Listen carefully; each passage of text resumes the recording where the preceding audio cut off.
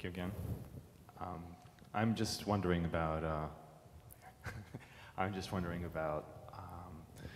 integrating teachers on a daily basis, as you said, learning through osmosis, and especially in our kind of environment, being lay people, not in a monastic environment. How do you see that happening in our world?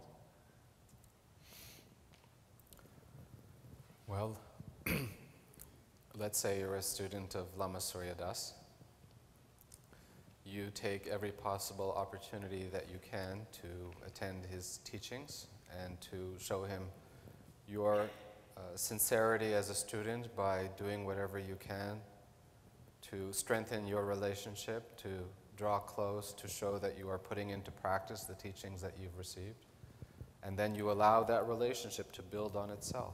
You are doing everything necessary for that relationship to mature and ripen, and therefore contribute the most that it possibly can to your spiritual growth. You don't literally have to be with your teacher every day or living in a monastery. You carry the image of the teacher with you around. You carry your feelings of gratitude and devotion to the teacher around. You carry the teachings of the teacher around. You carry the liturgy and practices you've received from the teacher around with you in that invisible place in your mind, wherever you go. Right?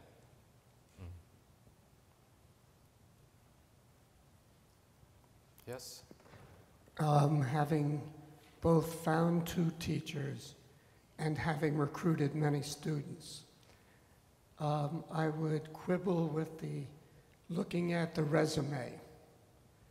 I don't think scores tell all there is, whether it's the LSATs or graduate record exams. My 2 spiritual teachers, I knew nothing of their reputations. I had never looked at their resumes, and I recognized both. Mm-hmm.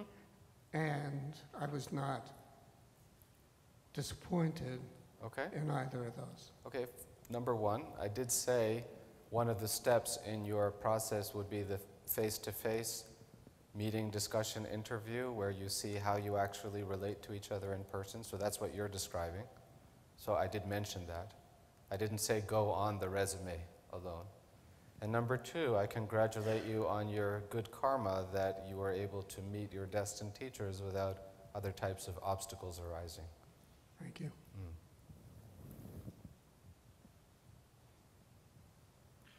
As a teacher in the West, and not a spiritual teacher, I've had many students, and I ultimately want to disappoint my students. I want them to outgrow me. Very good point. Very good point. I meant to say that, and I either forgot or ran out of time. The point being, and tell me if this is what you have in mind, that part of the role of the teacher, especially in Dharma, where the ultimate teacher, in Vajrayana, there's the ultimate guru also, the ultimate guru being your own mind nature.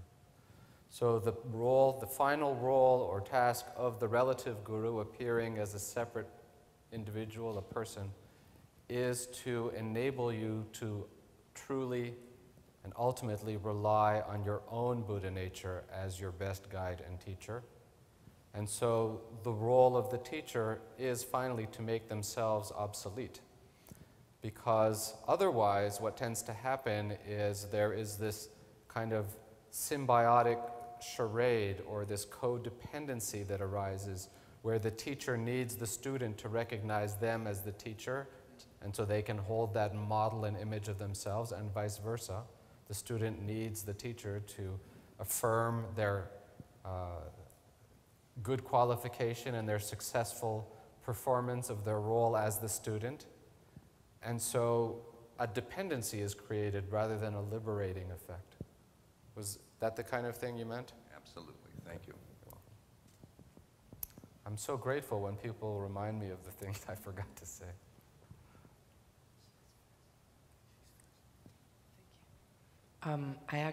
Actually, my first question was related to that, the question of attachment to the teacher and focusing on the message more than the messenger, perhaps. I am relatively new to Guru Yoga, so this is something I navigate with.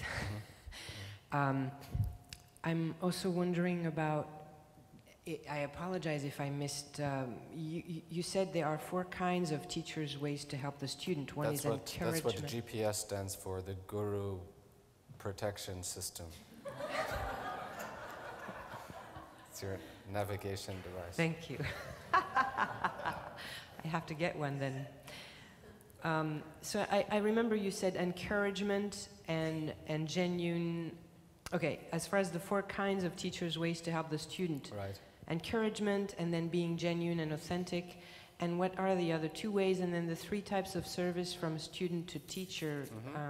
Provide material support, live up to the teachings, and then what's the 3rd one? Fulfill whatever task you can that is supportive of whatever project the teacher is engaged in to benefit others.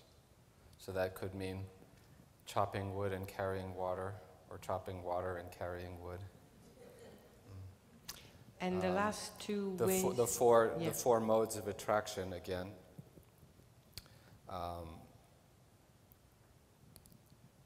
Just be generous in general.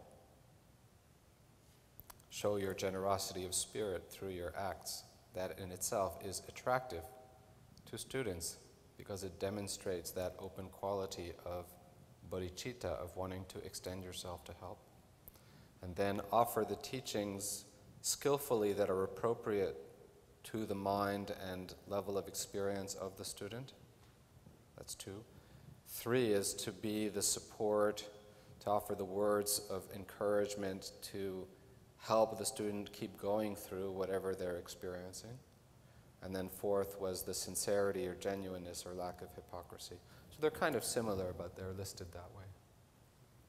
Does that cover everything in your question? Thank you, Lama.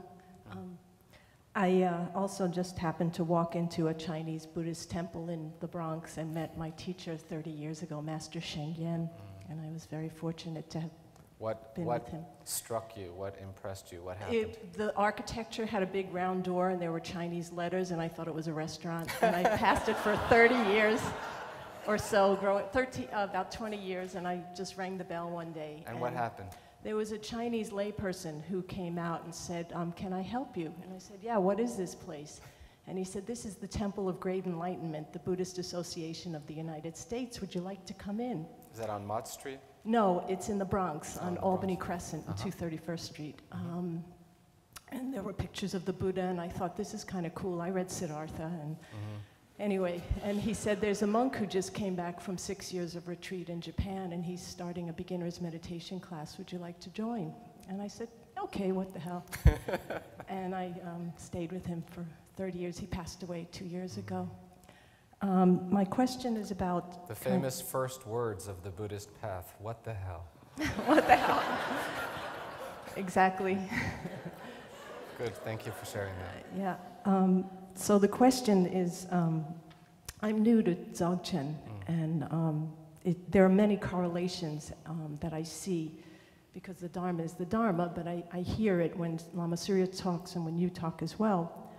But when you said Westerners, when you said Westerners generally think better of themselves than they are, I remember Sharon Salzberg asking the Dalai Lama, what about self-hatred, which Westerners have a lot of. And it goes together, doesn't it? He didn't know the answer. Sorry? It goes together, doesn't it? I think it's that inflation that we have. It's kind of grandiose, whatever. So my question about that is, you mentioned purifying negativity. In Chan practice, after retreat or towards the end of retreat, we do a repentance practice and we do a gratitude practice. This is my 3rd retreat here, and that hasn't really been discussed. Is there a repentance practice that you practice or you can recommend, or something I can do or read about? There is, and it's come up in several places. When I mentioned the other day, for example, about the 7 branches, 7 types of prayer or worship or practice, one of those branches was confession and reparation.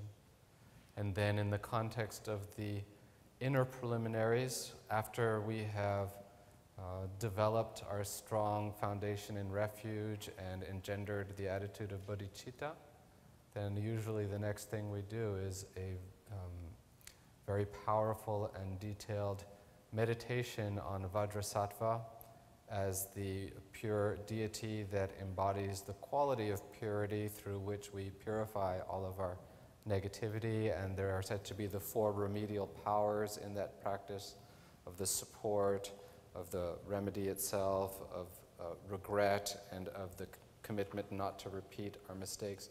So there are endless rich variations on this theme.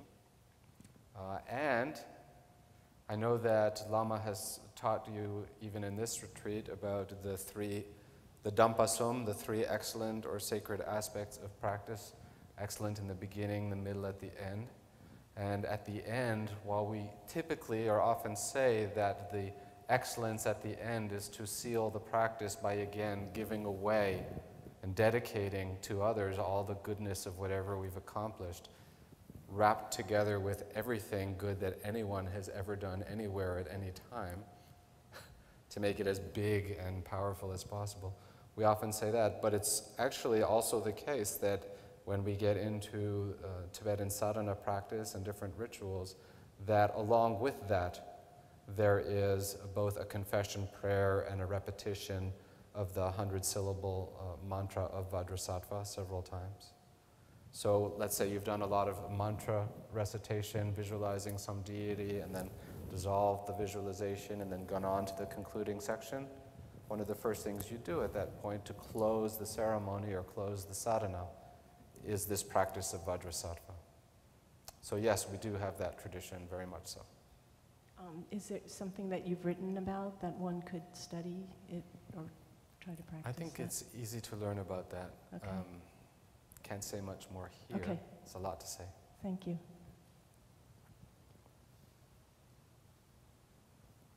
Ask some of the senior students after.